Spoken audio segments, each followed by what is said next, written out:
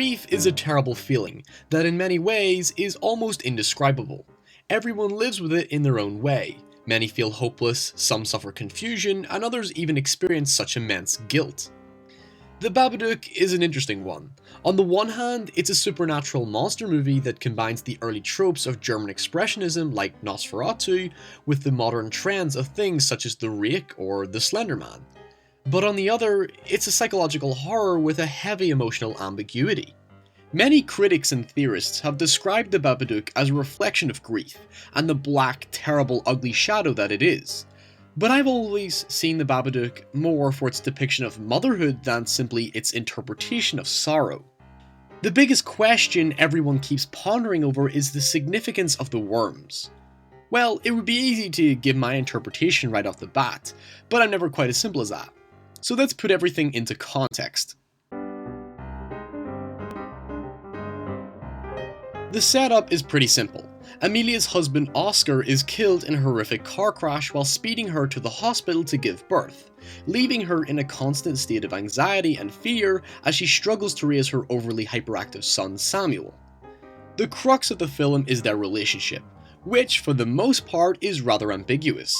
On the one hand, she loves her son unconditionally and wants him to behave like any mother would, but on the other, she simply sees him as a burden because of the lack of support or sympathy she receives from him. Please don't! The characters Amelia interacts with are very selfish in nature, so when she's around Robbie she expresses far greater desperation and sincerity as she enjoys the appreciation she receives from him, unlike her son. Samuel is constantly seeking attention and gives little affection back. In a way, she feels objectified because Samuel is constantly treating her like she has to bow down to his every emotional command. Notice when Samuel does begin to stroke or hug her, the tighter the hug, the more distant Amelia literally becomes. She wants physical acknowledgement, sure, but she doesn't want to feel constrained by Samuel. She has no sense of control. Samuel is the boss of their relationship, because there is no dominant figure to take control. Amelia no longer has her confident husband to control her child, hence she ultimately feels powerless as she isn't a strong role model for Samuel. Yet, what you'll notice is that Samuel's mannerisms closely resemble that of Amelia's. He's becoming a representation of her, and thus his actions alienate her from others.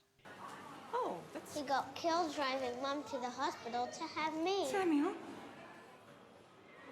I'm sorry, No, that's all right. I shouldn't have. Well, your mum's very lucky to have you then, isn't she? We have to go. Say see you later, Katie. Bye.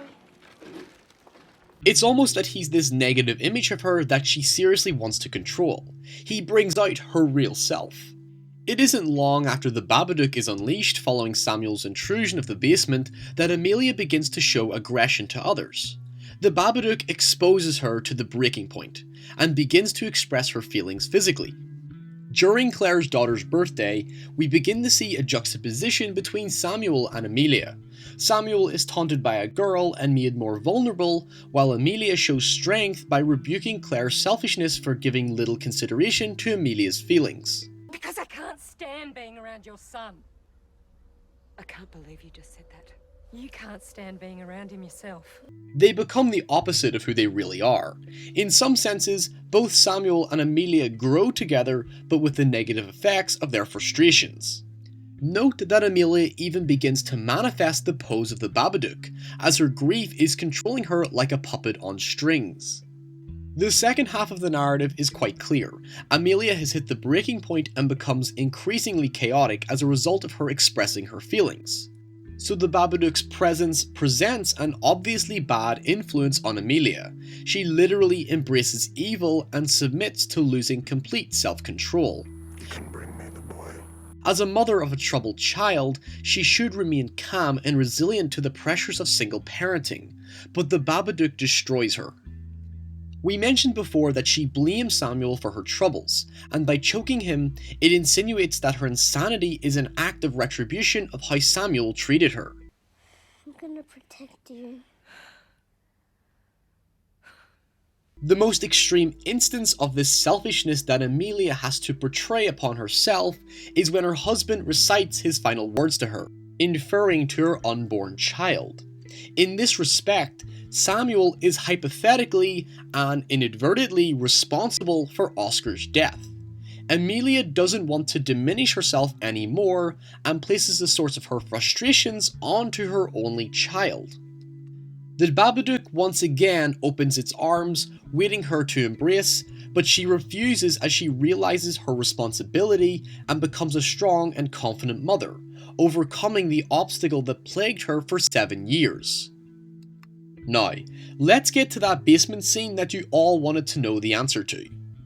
When she goes to the basement, the Babadook attacks her, but she calms it. Or, in other words, metaphorically, she hesitates returning to her husband's belongings, but fights to resist and succeeds, confirming that she has self-control. She confronts her anger and gives herself the support that no one else will. So, why the worms? Here's my interpretation. It might seem like a bit of a stretch, but worm can be used as an abusive term for someone who is cowardly or pitiful. Historically, it was actually used to refer to people who had weakness in their body. She feeds the worms to the Babadook to feed her and her son's previous negativities. It's almost sacrificial in nature, as it's an offering for their bettered lives. But here's an even more extreme example. In Shakespeare's Henry VI, that's right, I'm going there, an expression was coined known as, "even a worm will turn." This meant that submissive, quiet, or gentle people, or even those willing to be controlled, can retaliate if pushed to their limits, and it can result in a change of fortune. This is clearly reflective of Amelia's experience. She goes from bottling her feelings to exploding with anger, until she fought back and regained the happiness she suffered greatly for. But the worms are not the only symbolism. Directly where the dog is buried, did you notice that? There is a black rose, the mother of all symbolism. According to the language of flowers, a black rose means death and loathing, but also rejuvenation and rebirth. So again, reflective of Amelia's transformation. She says farewell to troubles and embraces her happier, peaceful life. And there you have it. That's basically my arbitrary explanation for the Babadook.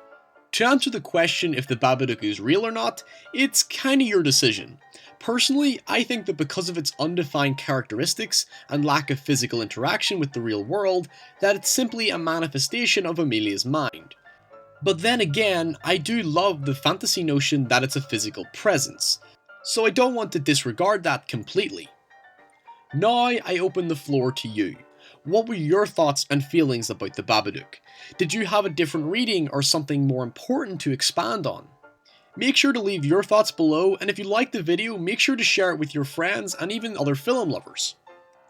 Thank God we got a horror movie with a positive, life-affirming ending for a change. Now bring on the poltergeist.